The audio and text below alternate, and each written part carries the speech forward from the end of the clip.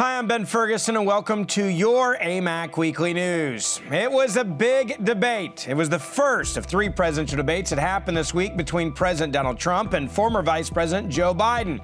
Now, rather than simply debating Biden, the president found himself battling both Biden's lies and the moderator. Find out more about how all this went down and the highlights in just a second. Up next, in the midst of the debate insanity, it's easy to forget what our Director of National Intelligence, John Radcliffe, did just mere hours before the debate happened.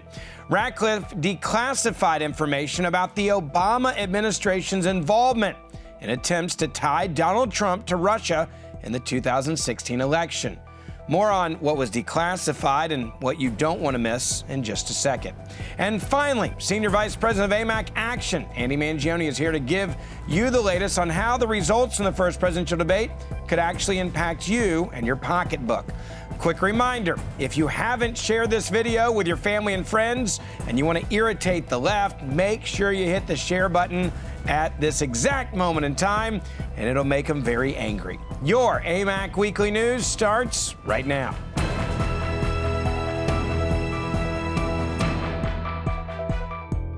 Tuesday night marked the first of three presidential debates this election season. Many Americans were left frustrated after this debate because we saw lie after lie from Joe Biden, and we saw Biden's consistent refusal to answer real and important questions.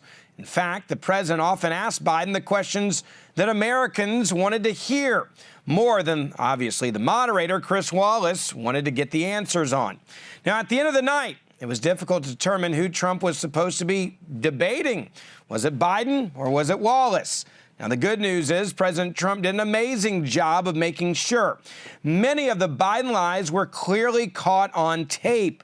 Now, one of the biggest moments of the night came when the president finally forced Biden to talk about his son, Hunter Biden, and the corruption in the Biden-Obama administration and how his son exploited his job as the vice president to actually make millions and millions of dollars. Take a look at this. The mayor of Moscow's wife gave your son $3.5 million. What did he do to deserve it? What did he do with Burisma to deserve $183,000? You've asked your question, let him answer. None of that is true. Oh, really? He didn't get $3.5 million? Mr. President, totally, Mr. President, please. Totally discredited.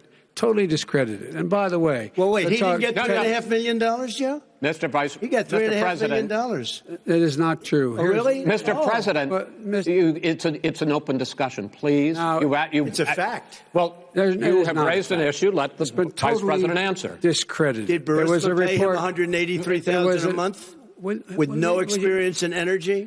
Mr. President, my son did nothing wrong at Burisma. I think he did. Now, what's so shocking about Joe Biden's response there is the fact that Wallace yet again let him off the hook. In fact, Wallace didn't even want to force Biden to answer the real questions about his son making millions of dollars off of him being the vice president in foreign countries with shady individuals. We know that Biden's son did a whole lot of things that were wrong, and it's been proven. Now, I also want to take a look at another big lie from the debates, and that was involving Biden and the rioting that's taking place in this country nationwide. Just take a look at how Biden is refusing to say anything negative about Antifa, a terrorist organization that has been torching this country. Why? Because apparently he and Kamala Harris are being held hostage by Black Lives Matter and the Antifa organization. They don't have the option to even condemn the rioting, the looting, or the violence at the hand of these anarchists. Take a look. Antifa's an idea, not an organization. Oh, you got it. Not malicious. That's what his FBI, FBI director said. Well, then you know what? No, we're done, sir. We're moving on to the next. We're moving. When a bat hits you over the head, that's not an idea. Everybody in your administration tells you the truth has a bad idea. Let me get this straight. Joe Biden believes that all Americans are dumb, so dumb that we can't even use Google to find actual organization pages for Antifa. They're on Twitter. They're on Google. They're on Facebook. They're basically everywhere as an organization. They even raise money as an organization. But Joe Biden wants you to believe that Antifa is not really an organization. It's just an idea. You want to know what being held hostage looks like? it's when you are Joe Biden having to talk about this subject. Now, countless Americans have had their businesses destroyed by Antifa. They've been attacked by Antifa. Some of them have even gone to the hospital. And we've seen it on TV month after month after month since the explosion of Black Lives Matter in this country. Let's move on to another lie that happened as well during the debates, and that is when Biden claimed he doesn't support the Green New Deal. After making that claim and then getting confused, he said this. The Green New Deal will pay for itself as we move forward. We're not going to build plants that, in fact, are great polluting plants. So do you support the Green New Deal? Pardon me? Do you support? No, I don't support the Green New Deal. Oh, you don't? Oh, well, that's a big statement. Well, you got two options here. Either Joe Biden knows that he's lying to you, or Joe Biden doesn't even know what he supports. Well, you know what we do know? We know this, that Joe Biden does, in fact, support the Green New Deal, no matter what he says on TV. You don't have to look any further than his actual website to see the framework of the Green New Deal. Yes, it is mentioned on his website. It is a crucial framework in the battle against climate change. That's what his own website says. You don't believe me? Take a look at this image from Joe Biden's website. Quote, Biden believes the Green New Deal is a crucial framework for meeting the climate challenges we face. It powerfully captures two basic truths, which are at the core of his plan. Let's deal with the reality here. That's basically all you need to know.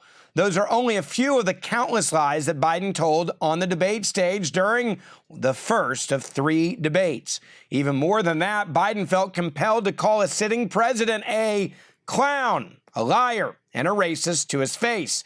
By the way, if Donald Trump would have done that, the media would have said he was unhinged, losing his mind, out of control, and chaotic, and you can't trust him.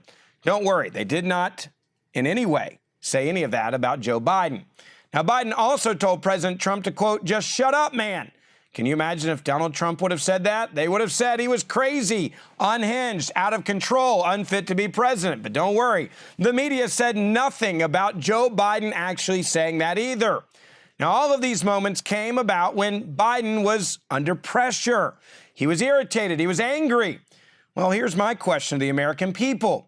What do you think would happen if Biden was under pressure during negotiations with a foreign leader or dealing with some major issue on Capitol Hill? If Joe Biden can't handle a single 90-minute debate with help from the moderator, he clearly cannot handle the office of the President of the United States of America. There was a massive story that broke this week that the media is not reporting on. And I'm going to ask you right now to make sure you share this video so that everyone will know about what happened.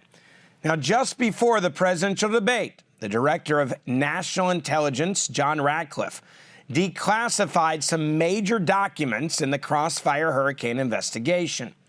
And by the way, Chris Wallace did not ask Trump or Biden a single question about this massive story either. Now, let me just give you a quick reminder. Crossfire Hurricane was the code name for the counterintelligence investigation undertaken by the FBI in 2016 and 2017 into links between President Donald Trump and Russian officials. Now, the Obama administration has claimed over and over and over again that it didn't know about this, but the latest documents prove they were lying. The letter provided by Radcliffe briefly described each of the documents, declassified.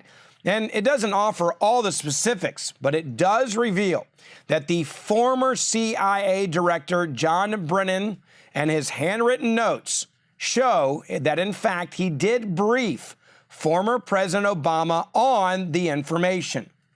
Hillary Clinton has already responded.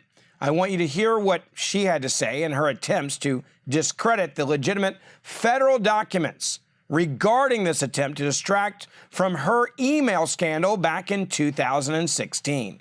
It is a sign of such desperation by the Republicans and It also is a reminder that Donald Trump knows that the Russians helped him win in 2016. And that is almost the biggest reason he wants to, go back to it time and time again, because he can't come to grips with the fact that there will always be an air of illegitimacy around the 2016 campaign. And he also is always trying to change the subject, trying to somehow cast aspersions on anyone. I happen to be one of his favorite subjects for aspersion casting. But mostly it's just pathetic and a sign of their desperation. You got to give Hillary Clinton some credit. She's not getting off her talking points. And I love the fact that she called it desperation from the conservative wing for her corruption. Now, to be clear, it was Hillary Clinton's campaign that was so desperate to get rid of the email server story, the email server in her basement that had classified information on it that broke the law, that she literally fabricated a lie about Donald Trump and Vladimir Putin working together to win the election. And the media ran with this story without investigating it at all. Now, the entire investigation into Trump and Russia collusion was all made up, we now know, by Clinton's campaign. And Obama was actually briefed on it. Yet, they did it anyway. They spied on President Trump and they spied on his team because they wanted to make sure that he never got to the White House. Now, liberals continue their refusal to accept the 2016 election results. And just last week, they said they wanted to impeach the president to keep his pick off the Supreme Court just weeks before the election.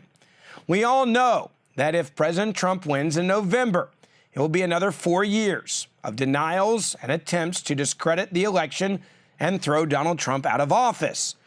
We have to make sure that our president wins by an even larger margin in this upcoming election. And that means that everyone needs to show up and vote on Election Day. Well, the debate certainly was a big one. 3 people on stage, all wanting to be the President of the United States of America. Yeah, I'm saying that tongue in cheek, but it really did kind of come across that way.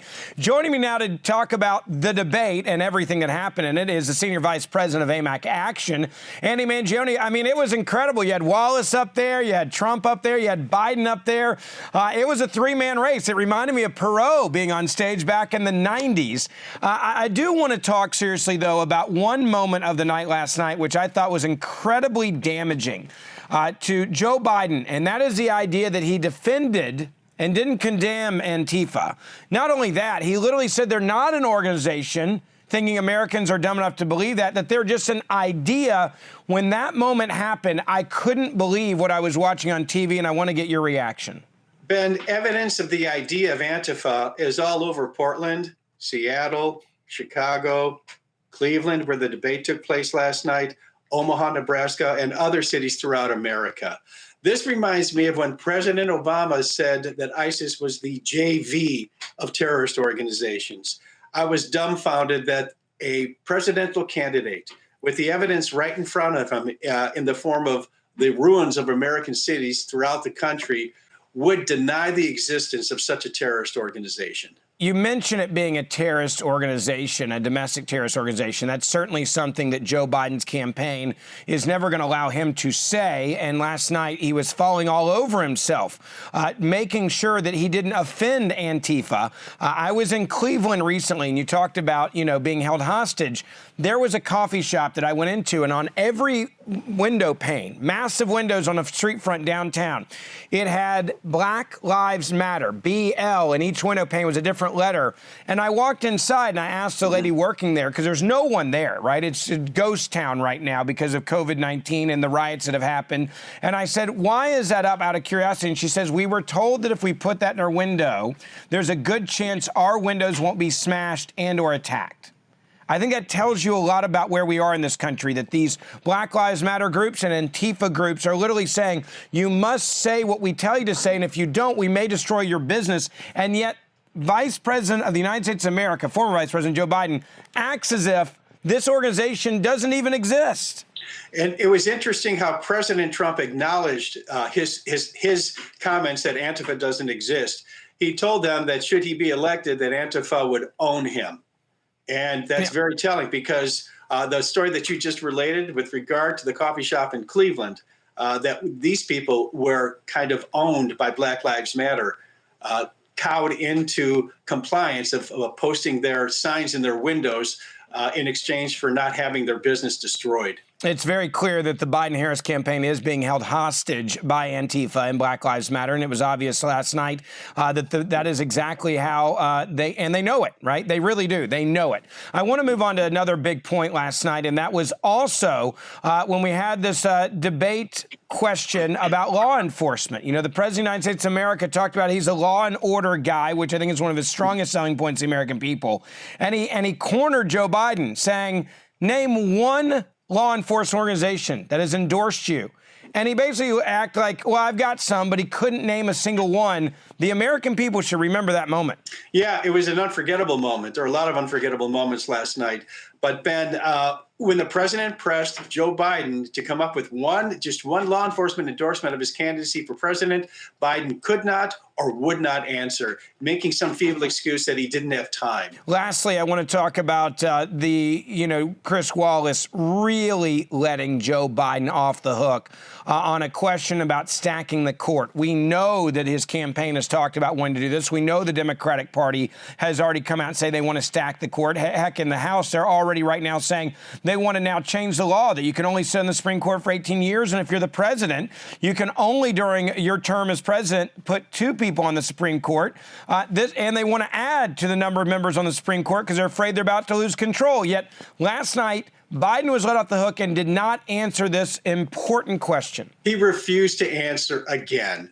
And his silence speaks volumes. He can't answer it. Neither can his vice presidential candidate, Kamala Harris, answer that question. If they tip their hand and show exactly what they're thinking, it'll have a detrimental effect on their campaign. No doubt about it. I really appreciate your time. It just shows you how important this election is going to be and how extreme the Biden-Harris campaign is. Being held hostage by Antifa and Black Lives Matter, wanting to stack the court. And we didn't even get into the Green New Deal, which he says he's not in favor of, but his own website says he's in favor of the Green New Deal, lying to the American people on that issue as well. Andy Mangione, Senior Vice President, AMAC Action, thank you so much for coming on this week. My pleasure, Ben. Thank you. So many of you ask this question every week. How can I get involved and make a difference? One way you can have a major impact on this upcoming election is to share the AMAC videos when you see them, just like this one. We appreciate you watching, but most importantly, we appreciate you sharing the news that we put out every week. And that is it for this edition of your AMAC Weekly News. Also, a quick reminder. If you haven't joined AMAC or renewed your AMAC membership, we need you now more than ever. This election is so important, and without you, AMAC does not exist. So please make sure you renew or join AMAC now. You'll also get the AMAC magazine, the #1 conservative magazine in the country. And most importantly, AMAC is standing up for more than 2 million other conservatives every day on Capitol Hill and around the country. I'm Ben Ferguson, and I'll see you back next week for our next episode.